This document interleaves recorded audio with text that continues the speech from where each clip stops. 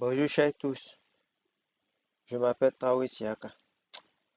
Dans cette vidéo, je vais vous présenter mon TP Big Data réalisé avec Adobe portant sur l'analyse d'un dataset de course de taxi new-yorkais.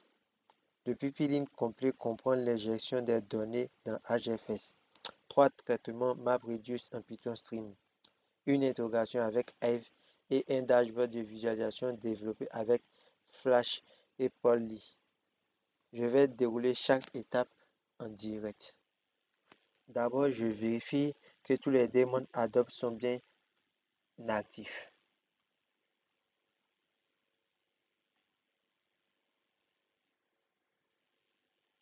Je vérifie ensuite que le fichier de données brutes est bien présent dans HGFS, ainsi que les scripts Python de mapping et reducing pour chacun des 3 exercices. Ici, nous avons bien nos 3 fichiers CSV. Maintenant, nous allons passer au premier traitement. Je veux compter le nombre de courses par heure de la journée. Le map extrait l'heure de départ de chaque course et émet une paire que nous allons nommer clé valeur. Le Reduce agrège ces occurrences. Je lance le map Reduce avec Adobe Streaming. Je précise un seul Reduce puisqu'il n'y a que 24 heures possibles en clé, donc peu de volume à répartir. Nous allons faire un copier-coller. À noter que tous les copier-coller que nous faisons viennent d'un fichier PDF que nous avons généré au préalable.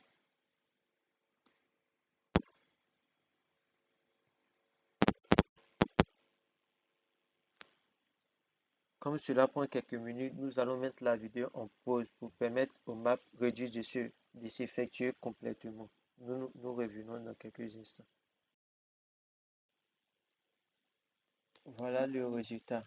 On voit clairement les pics de course aux heures de pointe, typiquement le matin et en fin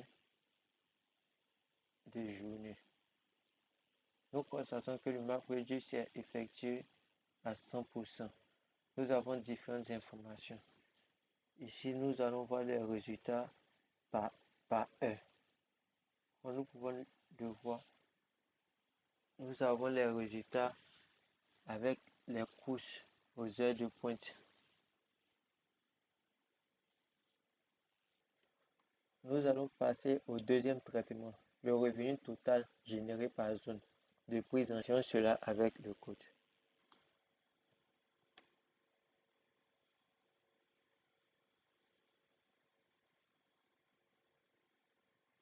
Nous mettons la vidéo en pause et nous revenons lorsque tout sera exécuté.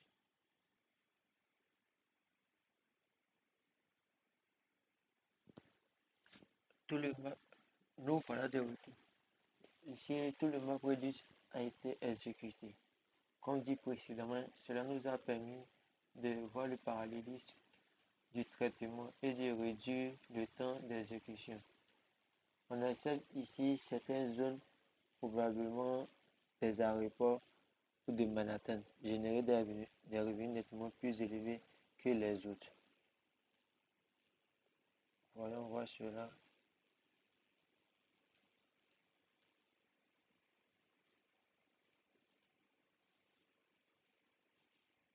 Ici, nous avons le tri par revenu par zone. Comme nous pouvons le voir, il y a des zones où le revenu est plus élevé nettement que d'autres. Cela se produit aux environs des aéroports ou de la ville de Manhattan. Maintenant, passons à la séquence 3, ce qui va nous permettre d'analyser les vitesses.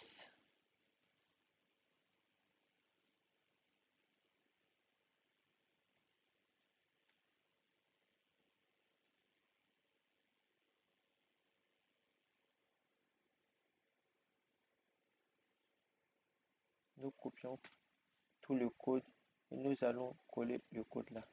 Puis nous allons l'exécuter.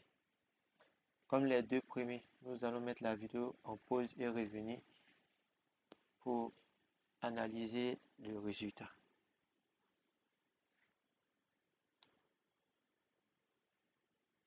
Le traitement est en cours. Maintenant que le traitement est fini, ici le traitement consistait à analyser la vitesse moyenne des courses calculée à partir de la distance parcourue et de la durée du trajet. C'est utile pour repérer les zones ou créneaux horaires où la circulation est la plus fluide ou au contraire la plus dense. On constate ici que les vitesses moyennes chutent nettement aux heures de pointe, ce qui confirme les résultats du premier traitement.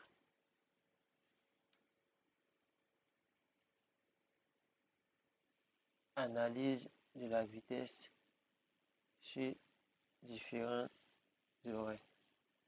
Ici, nous avons le MapReduce qui a été effectué avec succès.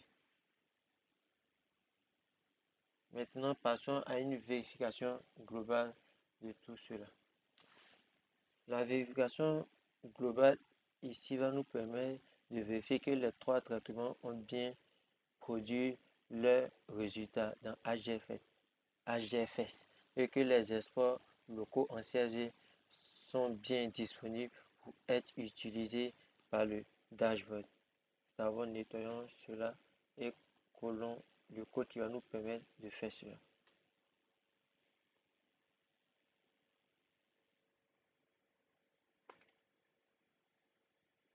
Ici, nous constatons effectivement que nous avons les trois items: revenu par zone, analyse de la vitesse et tri par heure. Donc, nous pouvons passer à la suite qui consiste à afficher notre dashboard. Nous allons activer l'environnement virtuel et lancer le dashboard. Nous copions le code et nous nous rendons dans notre terminal et nous exécutons. Après exécution, nous allons nous rendre sur un navigateur pour pouvoir exécuter le localhost ici qui est 5000. Il va nous permettre d'afficher directement notre dashboard. On ouvre le lien. Nous voilà maintenant sur le dashboard. Ce dashboard permet de rendre ces résultats exploitables que nous avons eu à travers les lignes de code précédentes par un utilisateur non technique. On a eu à développer un dashboard qui vient lire directement les fichiers CSV générés par les trois traitements MapReduce. Ici, nous avons différents graphismes. Nous avons le graphisme qui nous montre les courses par heure de la journée avec un pic ici marqué à entre 15h et 20h. Le pic il est précisément à 18h. Puis après nous avons le graphisme des courses par mois. Nous voyons que les 3 mois s'équivalent. Ici tous les 3 mois sont pratiquement pareils. Donc là à ce niveau aucun changement. Et puis ici nous voyons ensuite les revenus et la vitesse. Ici nous avons top 20 des zones par revenu. Ici nous allons regarder la zone avec le revenu le plus grand. Ici il est situé approximativement à 270. Puis après nous avons la vitesse moyenne des courses. Tout cela sous forme de graphisme. Revenons sur le dashboard, sur le navbar. Ici nous avons le total des courses ici, puis nous avons l'heure de pointe. L'heure de pointe, c'est l'heure à laquelle les courses sont les plus fréquents. Là où il y a beaucoup de monde qui utilise les véhicules. Puis nous avons les courses d'heure de pointe, le nombre à 18 heures. Combien de courses il y a, la moyenne par heure, plus une estimation de revenus, plus la zone la plus rentable et la vitesse moyenne.